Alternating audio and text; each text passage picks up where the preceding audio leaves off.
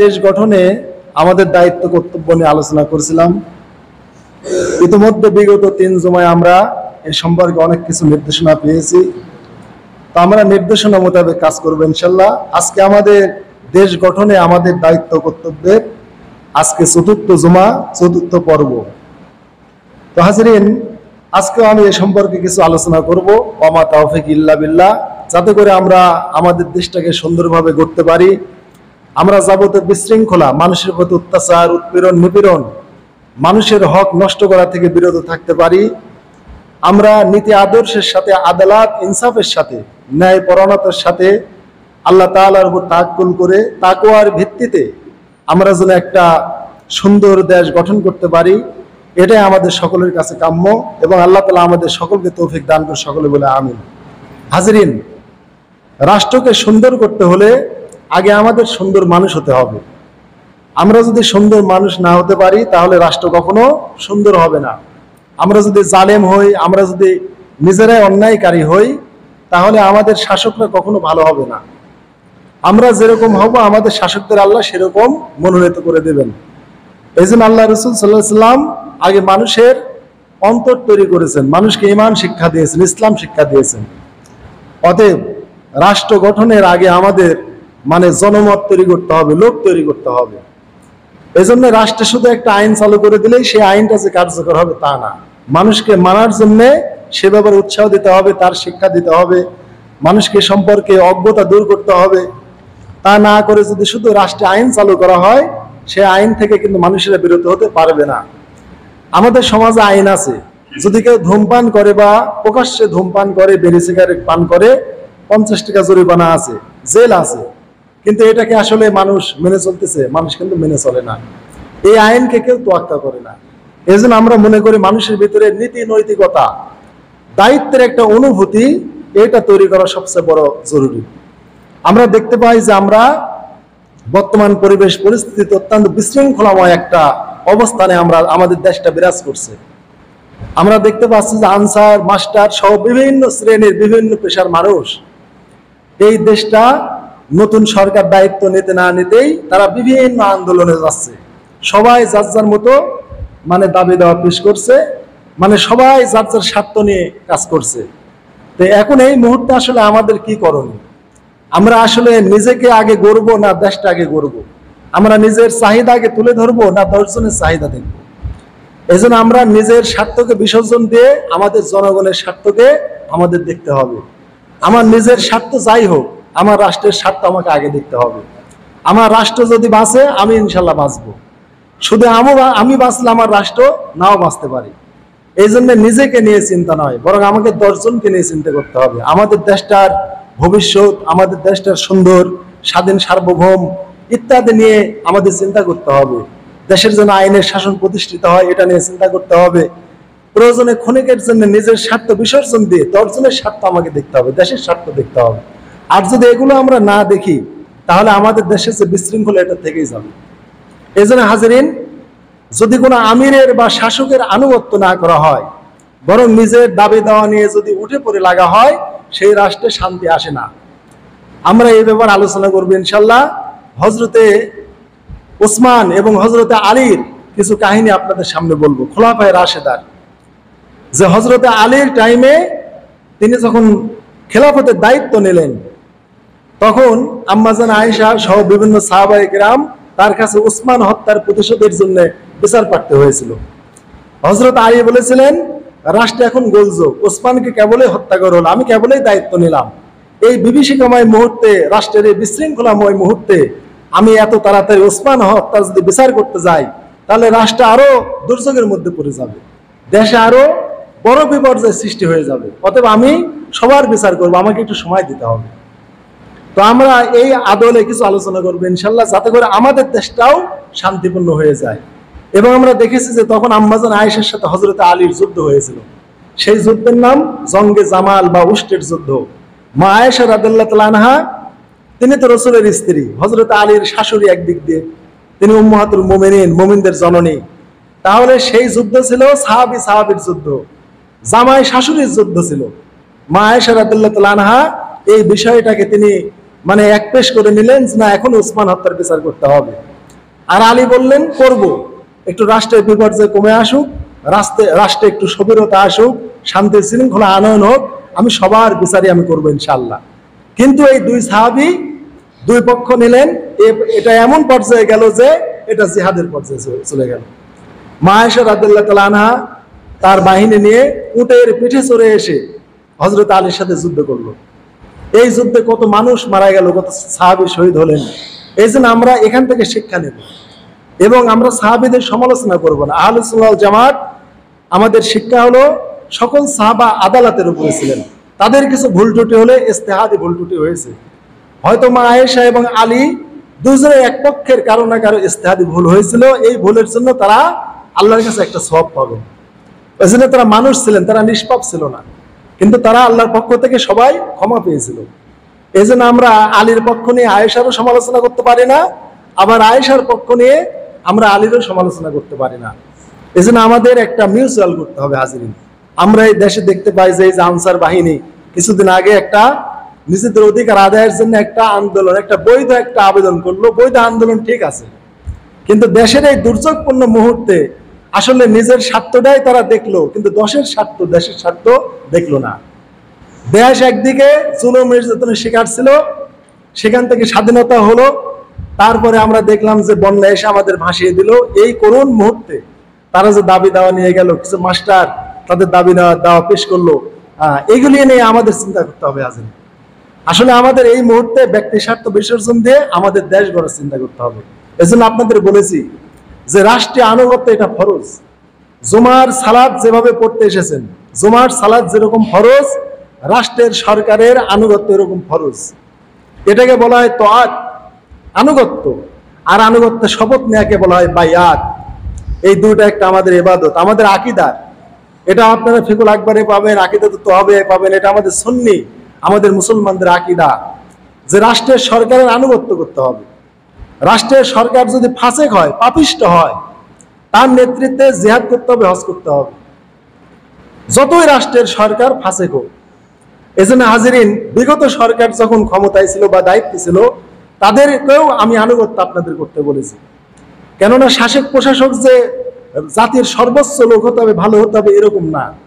খোলাফায়ে রাশেদা সর্বশ্রেষ্ঠ খলিফা ছিলেন। খোলাফায়ে রাশেদার পর তেমন কোনো সুযোগ্য বা ভালো লোক রাষ্ট্র ক্ষমতায় আসে নাই। যদিও দু একজন এসেছেন, তাদেরকে বেশি দিন টিকতে দেওয়া হয়নি, তারা বেশি দিন দায়িত্বে থাকতে পারেনি। এজন্য হাজিরিন, আমাদের চিন্তা করতে হবে রাষ্ট্র আনুগত্যটা আগে। আল্লাহ রাসূল রাষ্ট্র আনুগত্য করতে বলেছেন। রাষ্ট্রের আনুগত্য করা, সরকারের আনুগত্য ওই রকম ফরজ যেরকম জুমার নামাজ ফরজ। জুমার নামাজ যেমন কোরআন এবং সুন্নাহ দ্বারা ফরজ, সরকারের আনুগত্য করে এরকম কোরআন এবং সুন্নাহ দ্বারা ফরজ। রাষ্ট্রের আনুগত্য থেকে যদি আপনি এক বেগত যদি আপনি হেঁটে আসেন, ইসলামের রোজ আপনার কান থেকে চলে যাবে। আপনার মৃত্যু হবে জাহেলি মৃত্যু। কারণ জাহেলি যুগের লোকেরা রাষ্ট্রের আইন কানুন মানত না, তারা গোত্রের আইন কানুন মাত্র, গোত্রের দলপতির সর্দারের কথা শুনতো। তারা এরকম রাষ্ট্রীয় ভাবে তারা জীবনযাপন করতো না। এই জন্য আমিরের আনুগত্য রাসূল করতে বলেছেন। এবং পৃথিবীতে এমন শাসক প্রশাসক আসবে, আল্লাহ রাসূল বলেছেন, তারা জালেম হবে, জুলুমবাজ হবে। আল্লাহ রাসূল বলেছেন, তারা যদি তোমার পেটে আঘাত করে তাও আনুগত্য করবে। তোমরা দেখবে যে বেইনসাফ করা হচ্ছে, তুমি বঞ্চিত হচ্ছ, এটা তুমি দেখতে পাচ্ছ, তারপরে তাদের আনুগত্য করবে।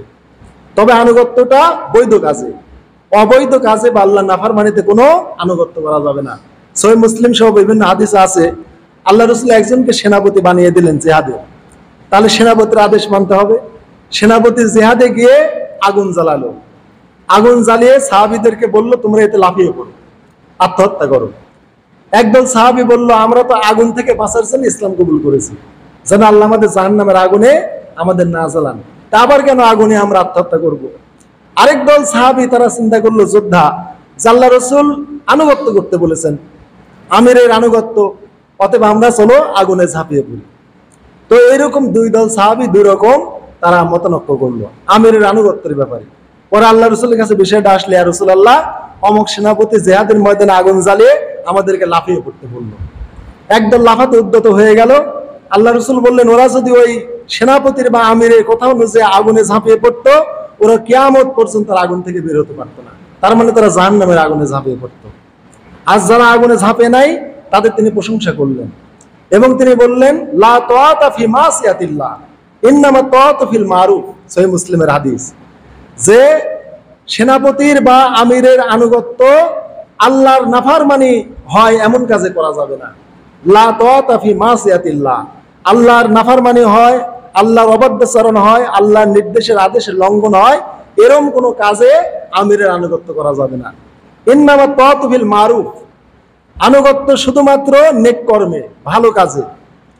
তাহলে আল্লাহ রাসূল সাল্লাল্লাহু আলাইহি ওয়াসাল্লাম রাষ্ট্রের সরকারের ভালো কাজে আমাদের আনুগত্য করতে বলেছেন, আর মন্দ কর্ম করলে তার আনুগত্য করতে নিষেধ করেছেন।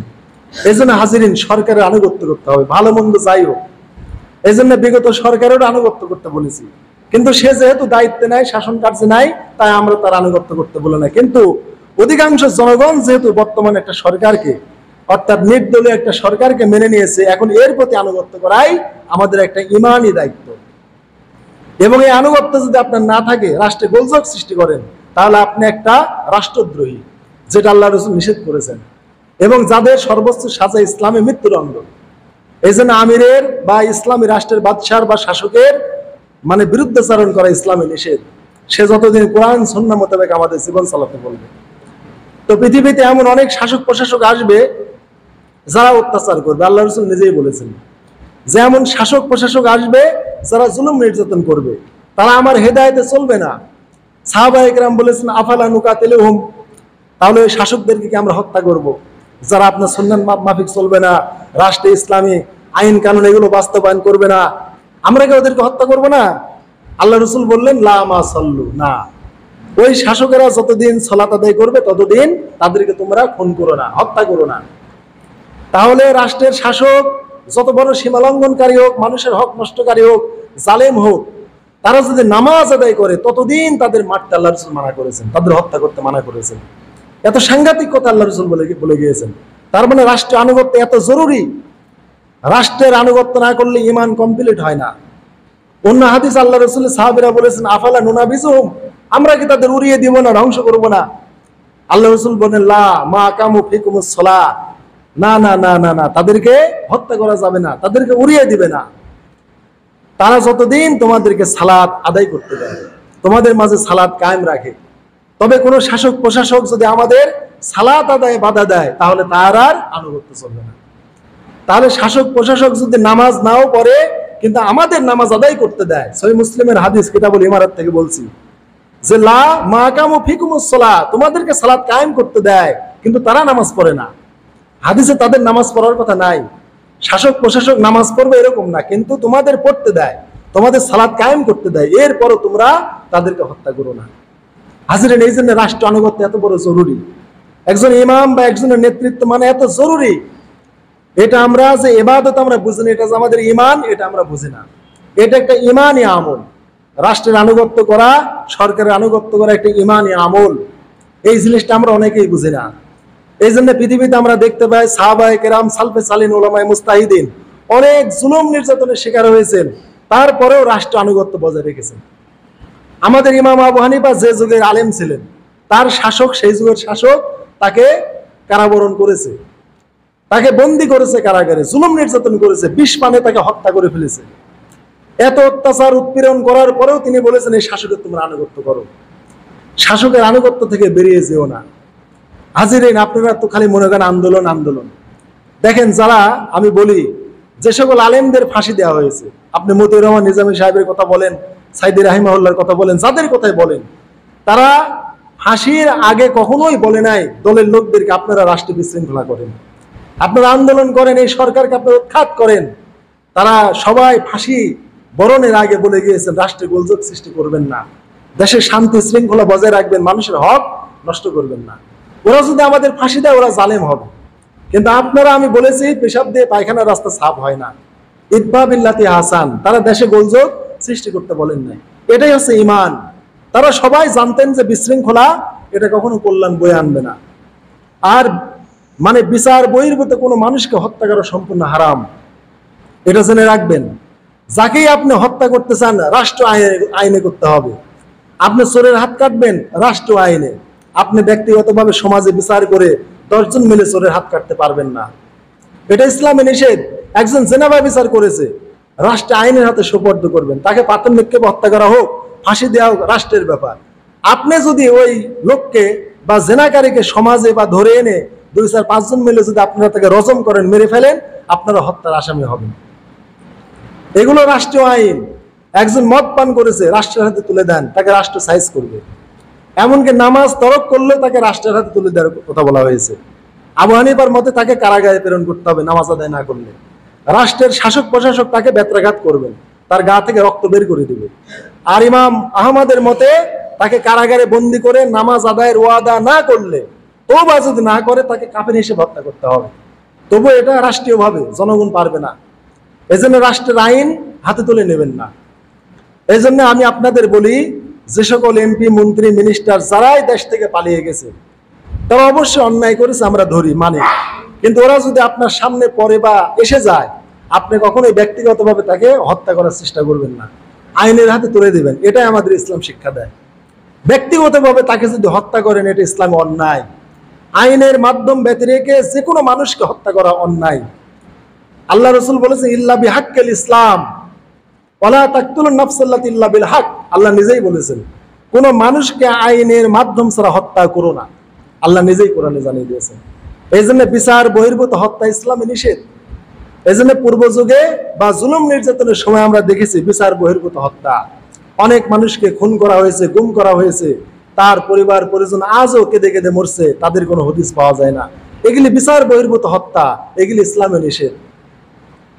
আমরা দেখেছি মেজর সিনহা যখন পাহাড়ে গেল একটা শুটিং এর জন্য, তারপরে যে প্রদীপ কুমার তাকে ফায়ার করে মেরে দিল, এগুলি বিচার বহির্ভূত হত্যা।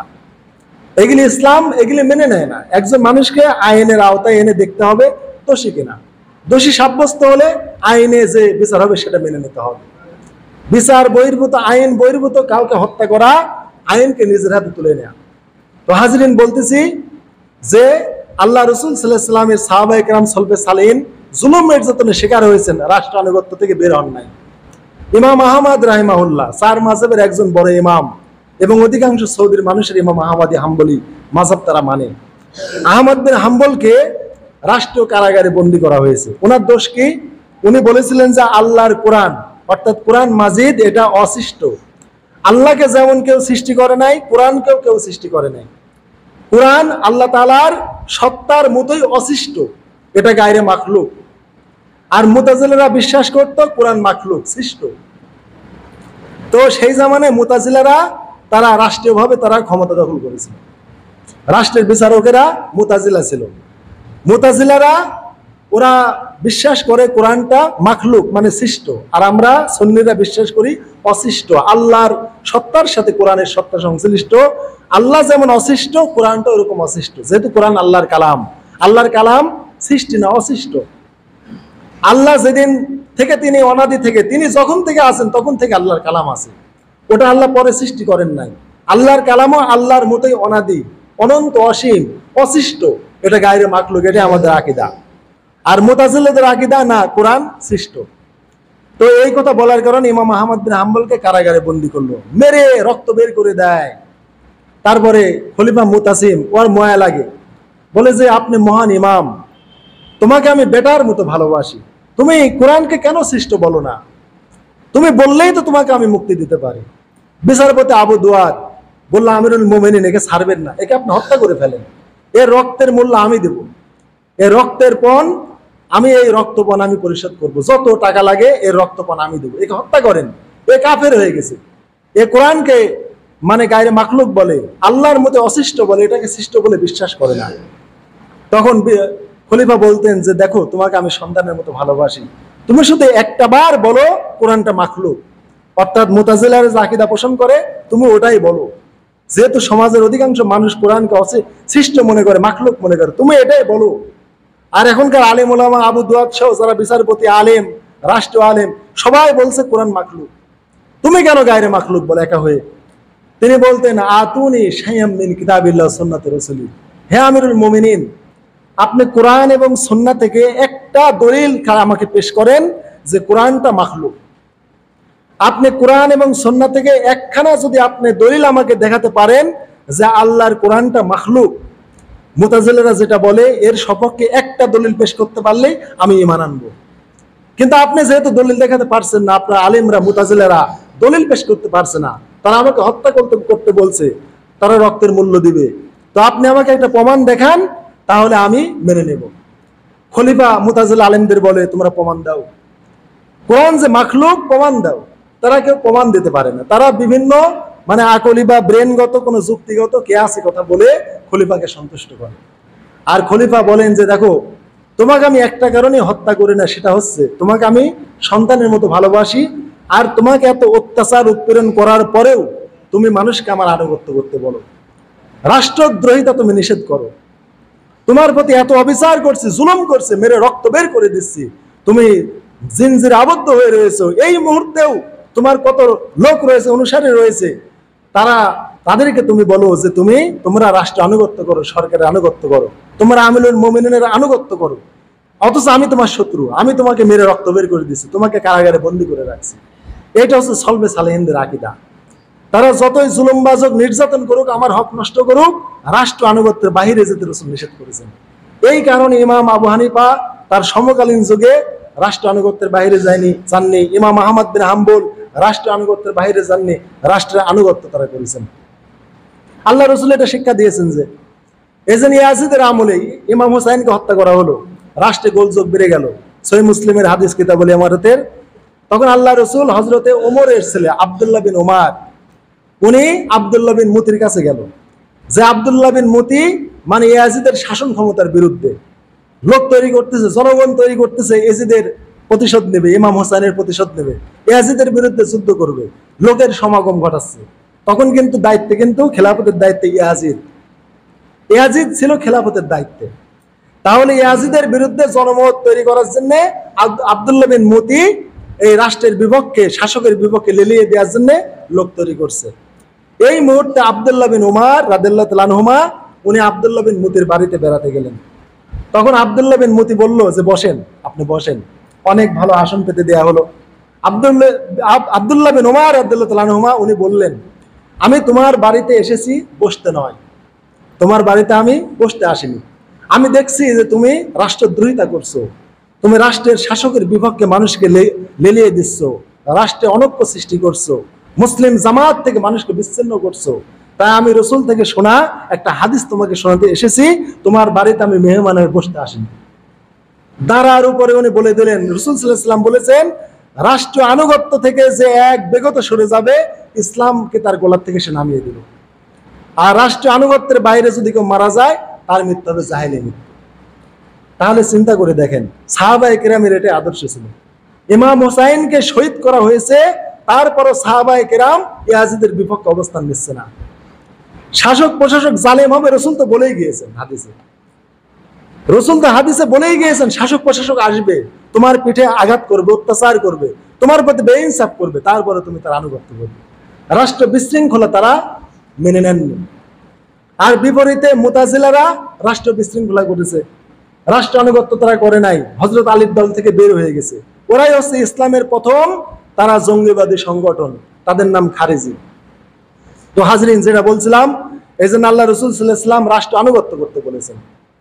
হযরতে হুযায়ফা ইবনে ইয়ামান, সহিহ মুসলিম বুখারীর হাদিস, তো উনি বলতেন যে মানুষরা রাসূলকে ভালো বিষয় বলতো, আর আমি খারাপ বিষয় বলতাম, অকল্যাণের বিষয় বলতাম, যেন ওই অকল্যাণ থেকে আমি বাঁচতে পারি।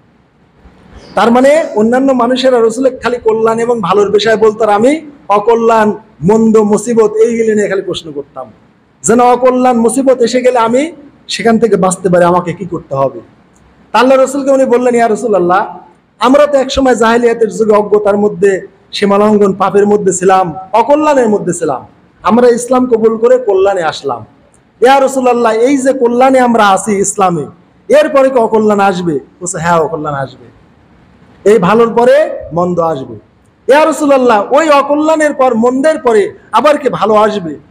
আল্লাহ রাসূল বললেন, হ্যাঁ, ভালো আসবে, কিন্তু এরকম নির্ভেজাল টাটকা সত্য আর আসবে না। কল্যাণ আসবে, ধোঁয়া আচ্ছন্ন, ধূম্রতা আচ্ছন্ন, ধোঁয়া মিশ্রিত কল্যাণ আসবে। ওইখানে সৎপথটা ধোঁয়ায় আচ্ছন্ন থাকবে, যারা চক্ষুষ্মান তারা ছাড়া ওই ধোঁয়া, অন্ধকার আচ্ছন্ন, ধোঁয়া আচ্ছন্ন ওই হক তারা খুঁজে পাবে না। যাদের চোখ আছে তারা ওই ধোঁয়াচ্ছন্ন বিষয়গুলো থেকে ভালো পথে তারা চলতে পারবে, আর যাদের চোখে ধোঁয়া ঢুকে যাবে তারা আর ভালো পথ খুঁজে পাবে না। ওরা আমার হেদায়েতের পথ ব্যতীত অন্য পথে হেদায়েত খুঁজবে। আল্লাহ রসুল বলে গিয়েছেন এই কল্যাণ এরকম হবে। ইয়া রাসূলুল্লাহ, ওই কল্যাণের পর আবার কি অকল্যাণ আসবে? হ্যাঁ, আবার অকল্যাণ আসবে। এত অকল্যাণ আসবে যে জাহান্নামের দরজার দিকে খালি আহ্বানকারী দল দল আর দল, বিভিন্ন দল তৈরি হবে, সবাই তোমাদের জাহান্নামের দিকে আহ্বান করবে। তো আল্লাহ রসুল বলি, ইয়া রাসূলুল্লাহ, তারা কেমন হবে? তাদের চেহারা স্রোত বা আকৃতি প্রকৃতি আমল কেমন? আল্লাহ রসুল বললেন আমাদের মতনই তাদের গায়ের বর্ণ হবে। আমরা যে ভাষায় কথা বলি এরকমই তারা কথা বলবে, তবে তারা আমার হেদায়েতের উপরে থাকবে না। ওই টাইমে যারা আমার হেদায়েতের পথে চলবে না, জাহান্নামের দিকে আহ্বানকারী দল উপদলে মানুষ ভাগ হয়ে যাবে, কোনো শাসককে মানতে চাইবে না। ওই টাইমে শোনো, তোমাকে নসিহত করি, তুমি মুসলিম জামাত খোঁজ করবে যে ওই টাইমে কোনো ইসলামী কোনো সংগঠন বা জামাত ঐক্যবদ্ধ কোনো দল আছে কিনা। অর্থাৎ জাহান্নামের দিকে আহ্বানকারীদের মধ্যে তখন তুমি একটা ইসলামী জামাত খুঁজবে, দল খুঁজবে, যে কারা ইসলামের উপর চলছে বা চলতে মানুষকে উৎসাহ করছে বা ইসলামের উপরে ঐক্যবদ্ধ করছে, এইটা তুমি খুঁজবে। এবং তোমরা মুসলিম আমিরকে খুঁজবে যে ওই দলের কোনো আমির আছে কিনা, নেতৃত্ব দিতে পারে কিনা, ওই দলকে চালাতে পারে কিনা। এরকম যদি কোনো মুসলিম জামাত পাও তাহলে ওই জামাতে তুমি অনুসরণ করবে। আর এই যে জাহান্নামের দিকে ডাকছে, জাগতিক পথে সুদ ঘুষের দিকে, মারামারি খুন খারাপের দিকে, এদের সব দল তুমি পরিহার করবে। আর যদি এরকম কোনো সংঘবদ্ধ মুসলিম সংগঠন বা জামাত তুমি না পাও এবং সেই দল চালানোর মতো কোনো আমিরও না পাও, তাহলে সব দল তুমি ত্যাগ করবে। এই জাহান্নামীদের দিকে আহ্বানকারী কোনো দলের সাথে তুমি যোগ হও না, কোনো দল তখন তুমি করো না। না করে তুমি একটা গাছের গোড়ায় চলে যাও, গাছের গোড়া আঁকড়ে ধরে রাখো যতদিন না তোমার মৃত্যু আসে। তাহলে আল্লাহ রসুল জাগতিক দল করতে নিজে নিষেধ করেছেন যে ইসলামী সংঘবদ্ধ দল ছাড়া অন্য কোনো দল তোমরা সেই টাইমে করবে না। এখন আপনারা যে দল করেন, জাগতিক দল করেন, জাতীয়তাবাদী দল করেন, বিভিন্ন দল করেন, কারা আপনাদেরকে জান্নাতের দিকে রাখছে? কারা বলে যে আপনি 5 ওয়াক্ত নামাজ পড়তে হবে এই দল করলে? আপনারা যারা জাগতিক দলগুলো করেন, আমি নাম নিব না, আপনারা দেখেন তো আপনাদের দলে 5 ওয়াক্ত নামাজ আছে কিনা। বলে কিনা যে নামাজ আদায় করো, 5 ওয়াক্ত নামাজ আদায় করো, রোজা করো, হজ করো, যাকাত দাও, জনগণের হক আদায় করো, তোমার দ্বারা যেন কোনো মানুষ কষ্ট না পায়। কোন দলের নেতা আপনাদেরকে বলছে? এরা জাগতিক দলগুলো আপনাদের জাহান্নামের দিকে রাখছে। এই জন্যে এক জাগতিক দল চলে গেছে, আর এক জাগতিক দল ওত পেতে বসে আছে। সাবধান, এদের সবলে পা দিলে কিন্তু বাঁচতে পারবেন না। এরা মূলত সবাই আমাদের জাহান্নামের দিকে আহ্বান করছে। এই জন্য জাহান্নামীদের দল ত্যাগ করে আমাদের দেখতে হবে যে ইসলামী জামাত বা ইসলামী সংঘবদ্ধ কোনো দল এবং তাদের আমির আছে কিনা, থাকলে তার আনুগত্য করতে বলেছেন আল্লাহ রসুল এই বিশৃঙ্খলাময় মুহূর্তে। সহিহ বুখারী মুসলিমের হাদিস, মুসলিম শরীফে কিতাবুল ইমারতে হাদিসটা পাবেন। একটা নয়, দুইটা নয়, অনেকগুলো রেয়াত রয়েছে হাদিসের। তো আল্লাহ রসুল এরকম বিশৃঙ্খলা মুহূর্তে জামাতের আনুগত্য করতে বলেছেন। এই জন্য হাজিরিন, রাষ্ট্রে কখনো বিশৃঙ্খলা গোলযোগ সৃষ্টি করবে না, আমিরের আনুগত্য এই জন্য আল্লাহ রসুল করতে বলেছেন যে ওই রকম মুহূর্তেও রাষ্ট্র আনুগত্য করতে হবে।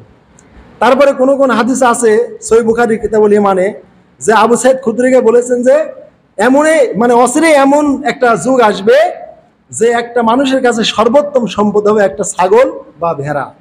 এমন ফিতনা হবে, ওইটা সে কাঁধে নিয়ে একটা পাহাড়ের পাদদেশে চলে যাবে যেখানে বৃষ্টিপাত হয়, ঘাস পাতা আছে, ছাগলকে সে চড়িয়ে ওট দুধ দহন করে খাবে আর নিজের ইমান রক্ষা করবে, তাও কোনো সে দল করবে না।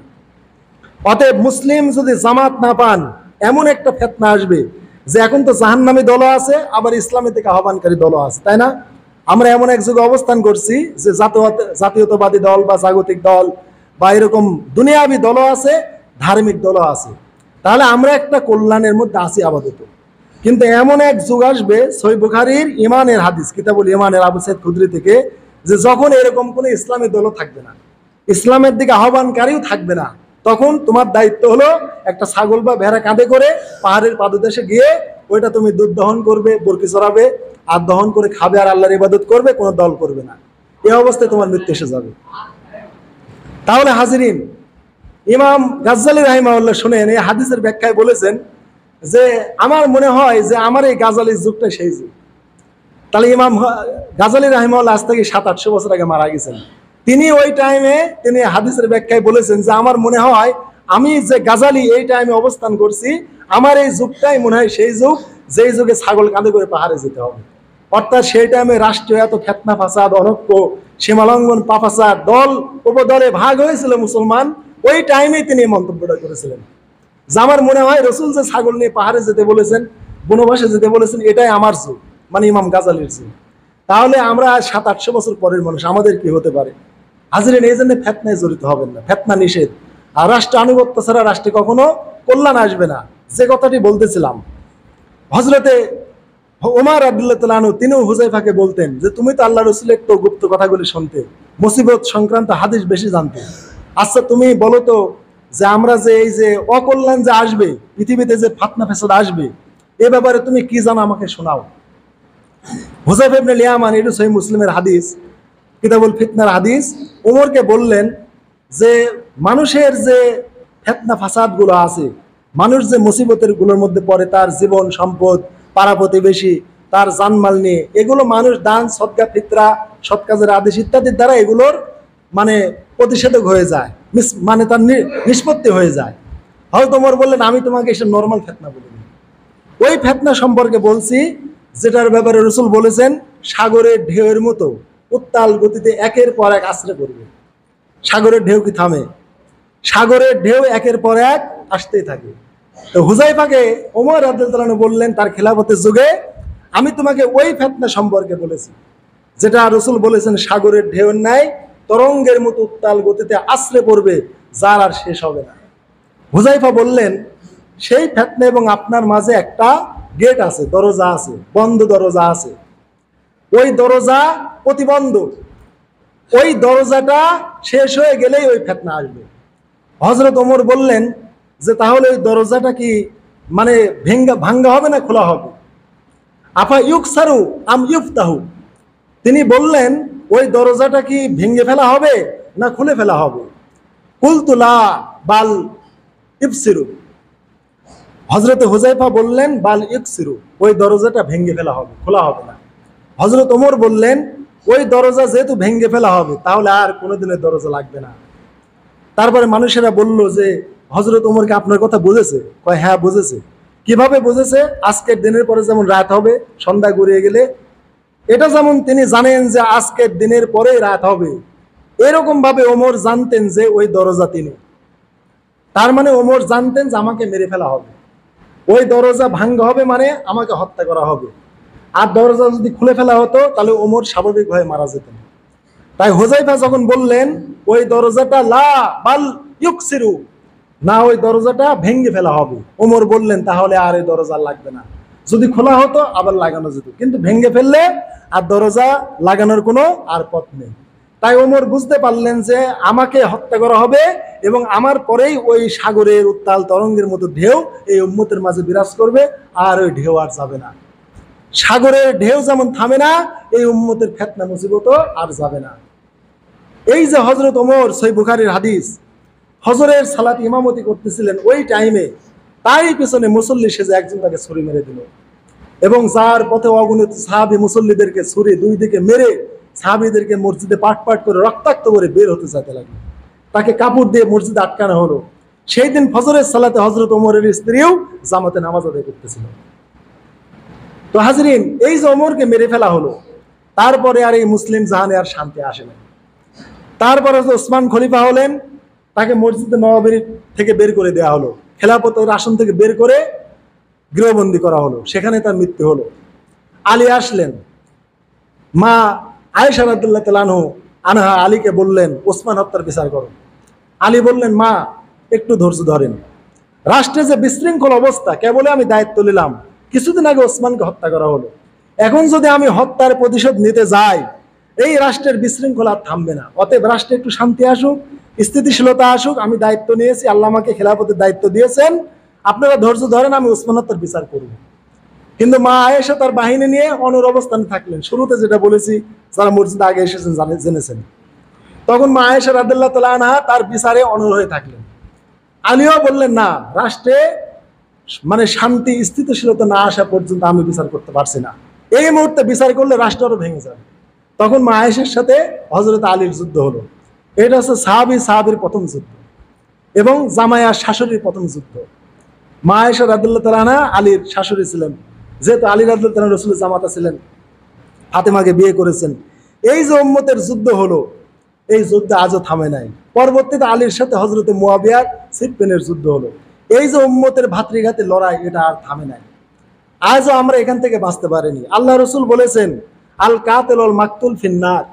কোন মুসলমান যখন মুসলমানকে হত্যার জন্য অস্ত্র উঁচিয়ে তুলে, তখন হত্যাকারী নিহতকারী দুইজনই জাহান্নামী। রসুলকে বলে, ইয়া রাসূলুল্লাহ, যে হত্যা করলো সে জাহান্নামে যেতে পারে, কিন্তু যে মারা গেল, নিহত হলো, সে কেন জাহান্নামে যাবে? আল্লাহ রসুল বলেছিলেন, দুইজনের হাতে তো অস্ত্র ছিল, এ ওকে মারতে চাইছে, ও একে মারতে চাইছে, এ পেরে ওঠে নাই, তাই মারা গেছে। এরও মনোবাসনা ছিল, সুযোগ পেলে ওকে মেরে দিব। এই জন্য দুই মুসলমান যখন অস্ত্র উঁচু করে, তখন যে মারে সেও জাহান্নামী, যে মরে যায় সেও জাহান্নামী। এই জন্য হাজিরিন, অস্ত্র তুলবেন না মুসলমানের বিরুদ্ধে। আমরা দেখি আমাদের দেশে আওয়ামী লীগ, বিএনপি মারামারি হলে অস্ত্র। এই সরকারের আমলেও দায়িত্ব নেওয়ার পর কিছু লোক অস্ত্র নিয়ে, রামদা নিয়ে মিছিল করলো, নিষেধ এগুলো ইসলামে। শুধু তাই নয়, মুসলিম সমাগমে বা যেখানে জনস্রোত হয়, জনসমাগম, জনসমুদ্র হয়, জনসভা হয়, বা মসজিদ, এই সকল স্থানে আল্লাহ রসুল সাল্লাল্লাহু আলাইহি ওয়াসাল্লাম খোলা তরবারি নিয়ে যেতে মানা করেছেন। অস্ত্রটাকে খাপ বন্ধ করে নিয়ে যেতে বলেছেন, এত সতর্ক অবস্থান করতে বলেছেন। আর আমরা দেখেছি খোলা অস্ত্র নিয়ে রামদাও তুলে ধরে ধরে কি মিছিল মিটিং, এগুলি ইসলাম নিষেধ করে দিয়েছে ভাই। অস্ত্র উঁচু করলে আর অস্ত্র আর নামে না মুসলমানের। ওই যে হযরত আলীর টাইমে আম্মাজান আয়েশা এবং আলীর যুদ্ধ হলো, আলী মুয়াবিয়ার সাহাবীর যুদ্ধ হলো, অথচ দুই সাহাবী জান্নাতি। আমরা কোনো সাহাবীকে জাহান্নামী বলতে পারি না, আয়েশাকে জাহান্নামী বলতে পারি না, আলীকে বলতে পারি না, আবার আলীকেও বলতে পারি না, মুয়াবিয়াকেও বলতে পারি না তারা জাহান্নামী। তারা সবাই জান্নাতি মানুষ। তারপরেও দেখেন, আমি বলছি, রাষ্ট্রের এখন একটা অত্যন্ত বিপর্যয় মুহূর্ত। এই মুহূর্তে আমরা দেখছি আনসার মাস্টার, বিভিন্ন শ্রেণীর মানুষ, এরা নিজের অধিকার আদায়ের জন্য মিছিল মিটিং শুরু করে দিচ্ছে। এগুলো ইসলামে নিষেধ। সব অধিকারই আদায় হবে ইনশাল্লাহ, সুযোগ দিতে হবে। আমি মনে করি সবচেয়ে বাংলাদেশের মাজলুম ছিল হেফাজতে ইসলাম আর জামাতে ইসলাম।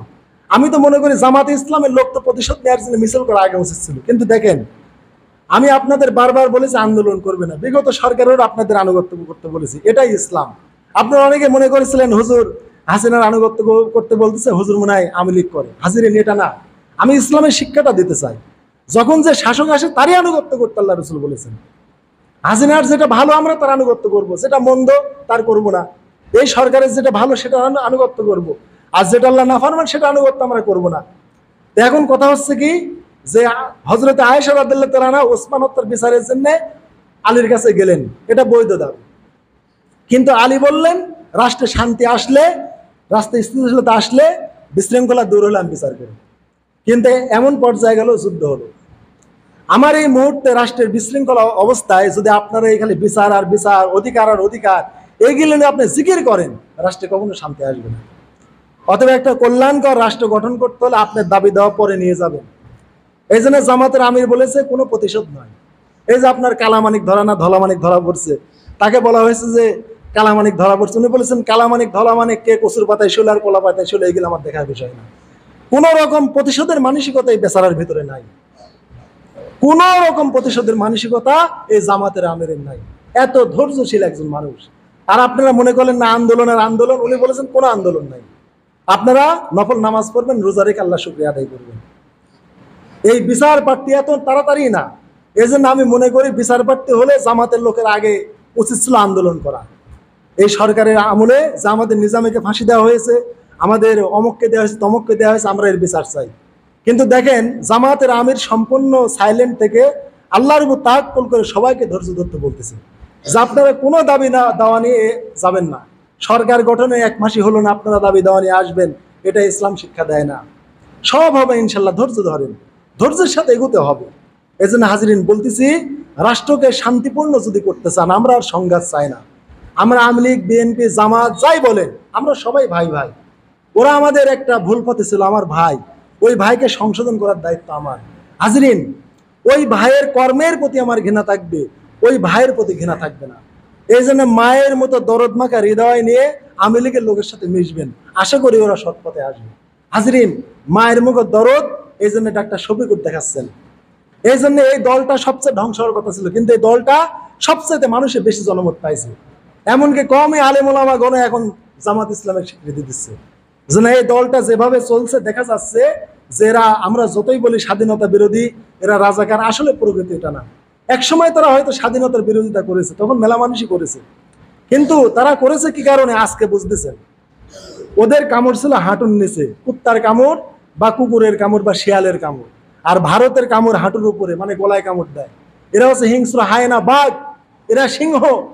এদের কামড় আমাদের চঙিতে, গলায়, এরা আমাদের কণ্ঠনালী ছেড়ে ফেলছে। ভারত আমাদের এই মুহূর্তে যেভাবে তারা ফারাক্কার বাদ, বিভিন্ন বাদ খুলে দিয়েছে, এরা আমাদের একবারে গলার সেরা খুলে ফেলেছে, আমাদের মানে মরণ চাচ্ছে তারা। এরা আমাদের কখনো বন্ধু হয় না, হবেও না। এই জন্য আমাদের কোনো নেতা ভারতের পক্ষে ছিলেন না। এই জন্য হাজিরিন, পাকিস্তান জুলুম করেছে, ভাষা চাপা দিয়েছে, বৈষম্য করেছে, এটা ঠিক, কিন্তু তাদের কামড় ছিল হাঁটুর নিচে। আর ভারতের কামড় আমাদের একবারে কণ্ঠনালীতে, এরা আমাদের ছেড়ে ফেলতে চাচ্ছে। আমাদের ঐক্য কখন এরা চায় না, কোনো দিন চাবেন, এটা আল্লাহর কোরআন সাক্ষী দিয়েছে। এরা আমাদের 2 নম্বর শত্রু। এই জন্য হাজিরিন বলছি, রাষ্ট্রের শান্তি যদি পেতে চান, বিশৃঙ্খলা করবেন না, দাবি দেওয়া নিয়ে আগেই যাবেন না, এলাকাও শান্তি বিরাজ করবেন। যে কথা বলছিলাম, আওয়ামী লীগের ভাইয়ের সাথেও মায়ের মতো মমতা নিয়ে যান। সন্তান যদি পায়খানা করে মায়ের কোলে, পায়খানা দেখে মায়ের কিন্তু একটু ঘৃণা লাগে, কিন্তু মাও একটা অব্যক্ত একটা মায়া রাখে সন্তানকে পরিষ্কার করা।